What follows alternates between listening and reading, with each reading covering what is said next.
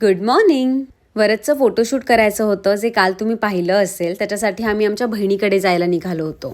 आणि बाळ असल्यावरती तुम्ही हेअरस्टाईल करणं तर विसरूनच जा. दीदीच्या घरी दुपारच्या वेळेस छान लाईट येते आणि 2 दिवस ऊन पडलं होतं म्हणून आम्ही तिच्या घरी जायचा प्लॅन केला. पण जातानाच हे ढगाळ वातावरण बघून मला तर टेन्शनच आलं. तिच्या घरी पोहोचलो आणि ती जेवण बनवत होती. म्हटलं चल मी तुला चपात्या लाटून देते. पण दुसऱ्यांच्या पोळपाटावर कधीच चपाती लाटता येत नाही का माहिती का. म्हणून म्हटलं तू लाट, मी शेकून घेते.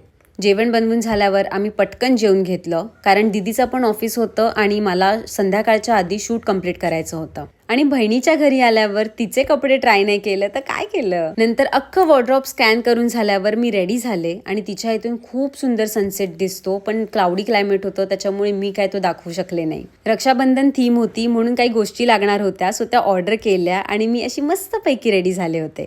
आणि प्लीज फॉलो करायला विसरू नका. Okay bye.